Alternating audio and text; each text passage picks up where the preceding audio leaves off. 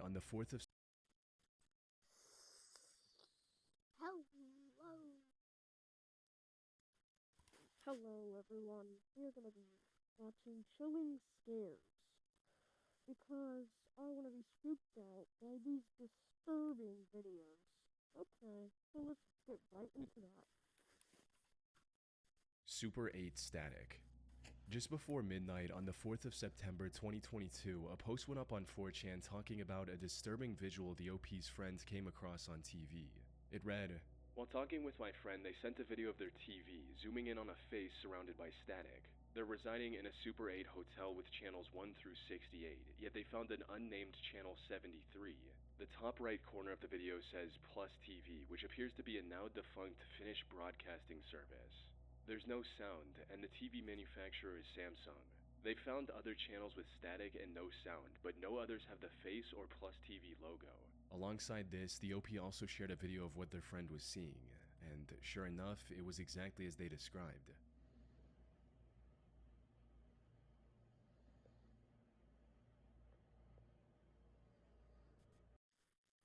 Okay, first of all, if I come across that, I would want to break the TV and get out of my house as fast as possible. That's what I would want to do.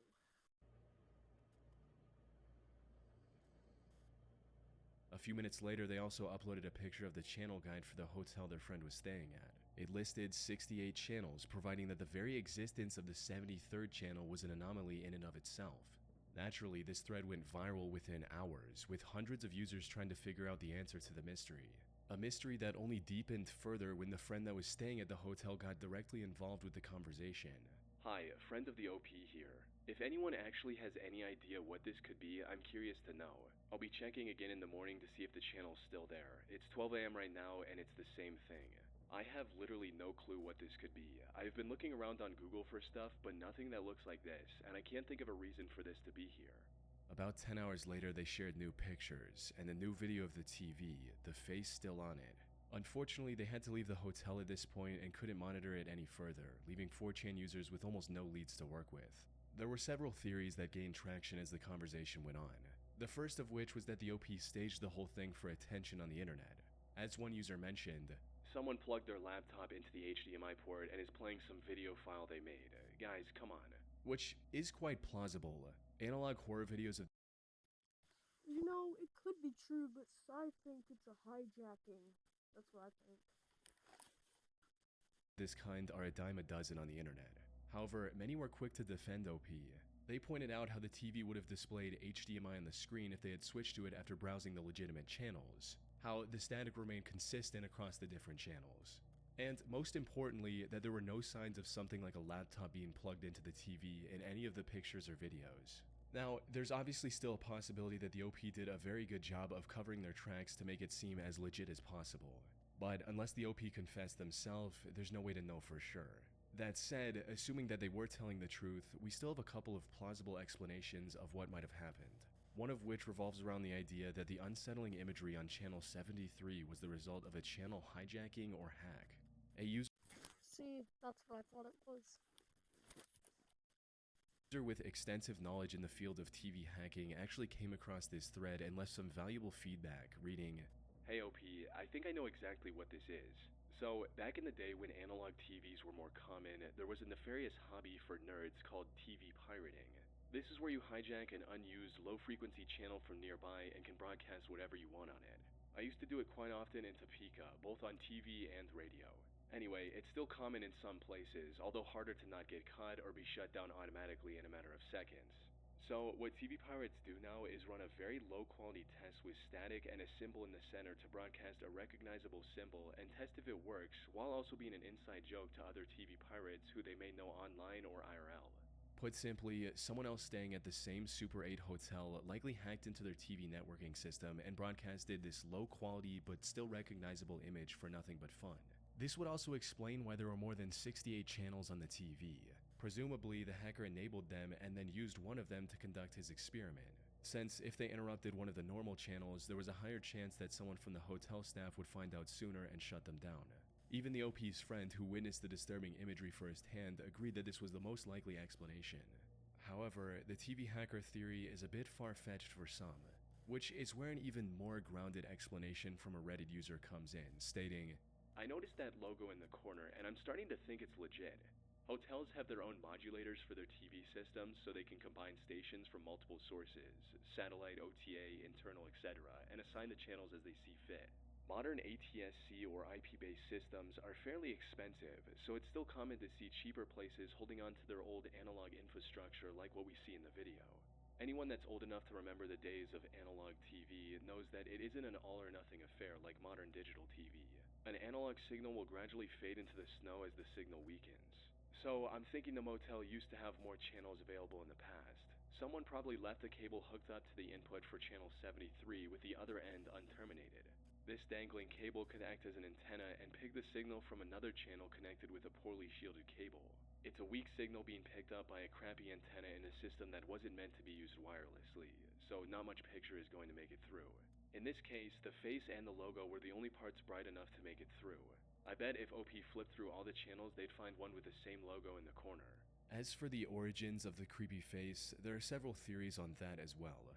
To some, it reminded them of the floating head imagery in the music video for Burning Down the House by a band called Talking Heads. One user also enhanced the otherwise low resolution, which to some made the face look like a portrait of Arnold Schwarzenegger.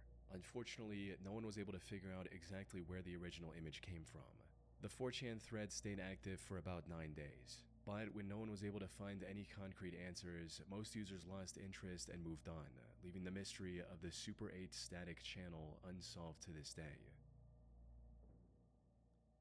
Something I've caught myself doing way more often than I should is laying in bed at like midnight, scrolling on my phone, and suddenly I'm convinced that this niche symptom I information 18 board of 4chan. Thank you so much. On the 20th of Christmas present. Oh yeah. Is that what it says? Does it say Christmas present? Christmas present. Yeah. On the 20th of December 2018, a post appeared on the B or random board of 4chan with a vague statement from OP reading, "Be here in B 23/12/2018, GMT +1. You don't want to miss this." One user asked for more information, writing, "What am I in for?" To which the OP gave a rather ominous reply stating, "Let's just say it's my Christmas present for you." The OP went dark after posting this reply and didn't make any other posts until 3 days later, just as he promised. "Sorry guys, 2 beers left and I will go for it. It will ruin my life for years, so I need to get some courage." Initially, most users were either confused due to the OP's vagueness or sympathetic towards him, with one person writing, "Go for what? Don't ruin your life, bro. Do some good stuff for yourself." But after several people asking about his motives, he finally confessed that he was going to take the life of his own father, and that he was just waiting for him to fall asleep. As the OP continued to provide more details about his circumstances, the tone of the thread shifted from users doubting him to many encouraging him to go through with his plans. "Don't give up halfway through, OP. Finish the job." One user even went as far as to write a whole guide on how the OP should execute his plan, stating, "You've got to plan it better, Anon. You'll be the prime suspect by tomorrow and be in cuffs within a week. Don't do yourself that way. If he's taken advantage of people the way you say he has, then there will be plenty of motive for many people to end him. You have a great opportunity for the police to say, well, this guy wronged so many people, it could be anyone. We have 126 prime suspects at the moment. Spend 2 months doing nothing but researching unsolved murders, then smash and burn your hard drive and throw it in a lake 100 miles away. Have an alibi. Be away. Have your story straightforward and never change it. Be prepared to be questioned, then get on with it." Maybe some of them still believed that the OP was just making up everything for attention. However, things took a very dark turn about an hour after the beginning of this thread, when the OP posted a picture of what looked like the entrance to a bedroom with the caption simply reading, "Wish me luck." About 30 minutes after that, the OP returned with one final picture, proving that he went through with his plan, stating, "OP here. I'm about to call the police for myself." Not long after that, the police in Austrad, Norway received a call from the OP confessing to his crime.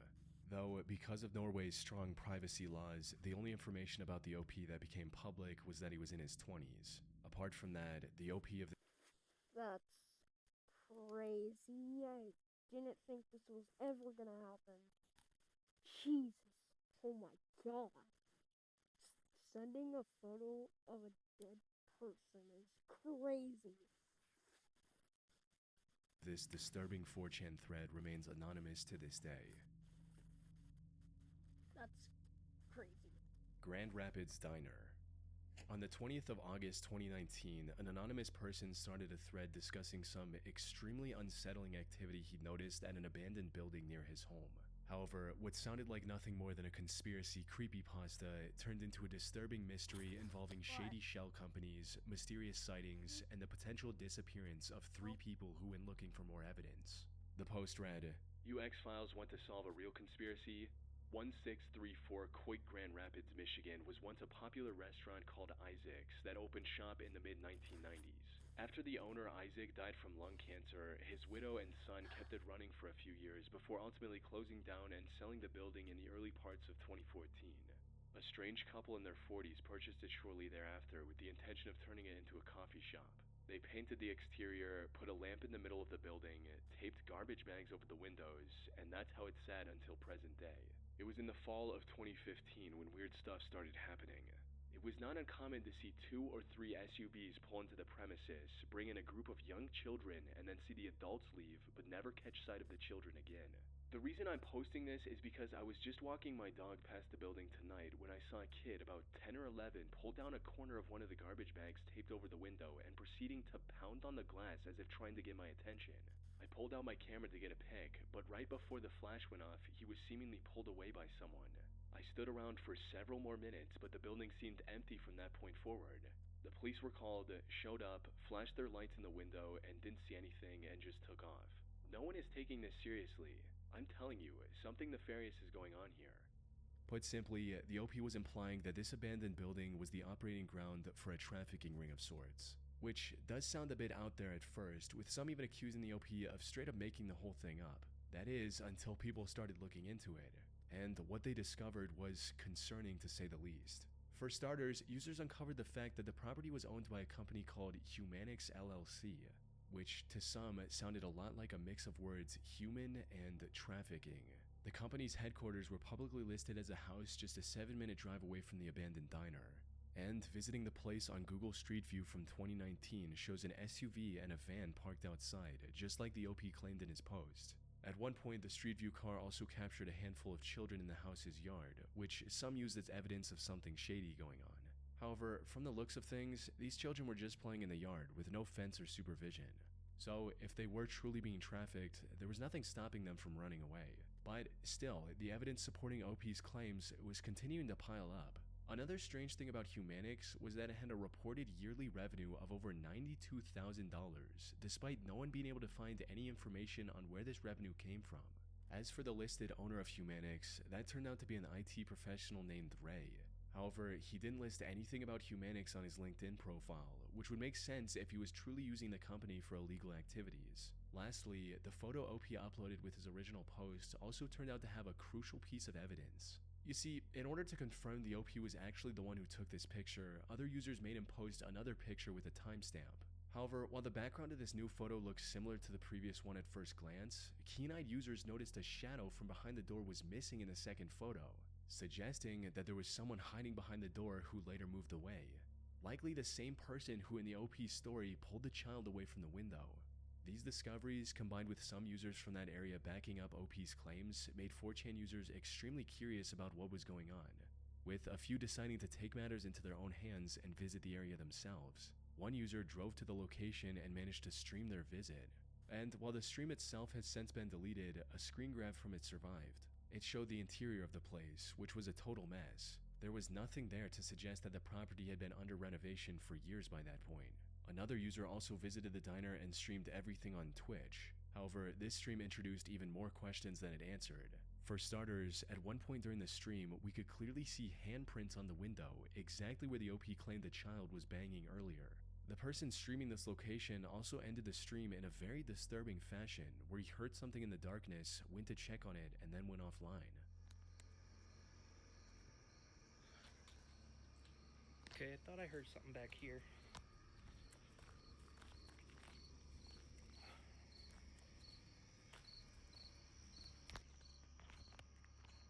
Nope. Okay, I'm out.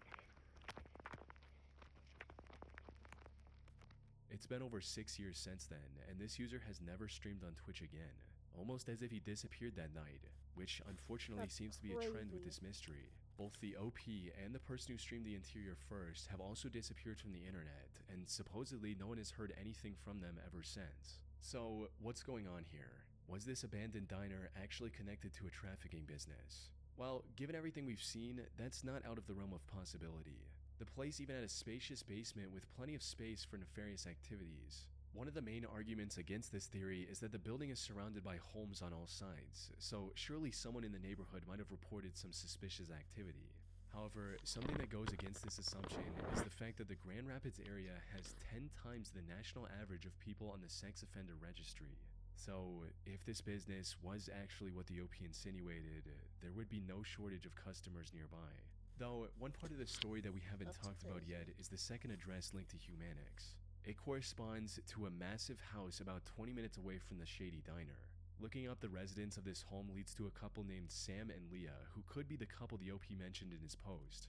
Something notable about Sam and Leah, however, is that they were the foster parents of up to 8 kids at the time, which explains the many kids of similar age playing in the yard of their other property. And given how rigorous the foster system is in the US, it would not be easy for them to traffic the children they adopted without anyone noticing.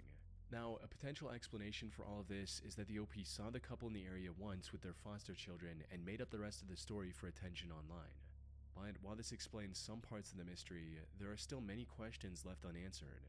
For instance, how was Humanix making so much money without providing any product or service? Why would Sam and Leah take their foster children to an under-renovation building in the first place? And why did the 3 people investigating this mystery completely disappear from the internet without a trace? Unfortunately, it's been over 6 years since the original post went up.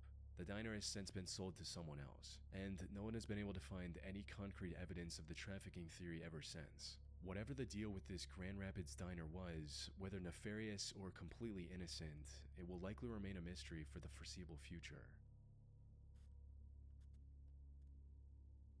Northwest Warning. On the evening of September 30th, 2015, an ominous thread went up on 4chan from an anonymous user stating, "Some of you guys are alright. Don't go to school tomorrow if you are in the Northwest. Happening thread will be posted tomorrow morning. So long, space robots." The contents of this post alongside the picture of Pepe the Frog holding a gun painted a clear picture of what the OP meant. Essentially, he was about to do something horrible the next morning, and this was his way of getting some online attention before that. Now, threats like these aren't exactly rare on 4chan, as most of them end up being nothing more than hoaxes. So, some users didn't take the post seriously at all, while others sarcastically told the OP that they would be watching the news in anticipation. The OP, however, stayed adamant about his plans and even replied stating, "We'll post again in the AM, 10-minute countdown. Won't say more, too much to prepare." This was a short-lived thread that quickly got lost in the endless supply of content on 4chan. However, what happened the next day left everyone who saw the thread in shock. On the morning of October 1st, a deadly shooting occurred at Umpqua Community College in Oregon, with the suspect being identified as 26-year-old Chris Harper Mercer. Chris was presumably the anonymous author of this post a day prior. The 4chan thread was quickly discovered and put under investigation by the authorities, and for good reason. The original post was one thing, but what made the connection even stronger was the conversation the OP had with another user.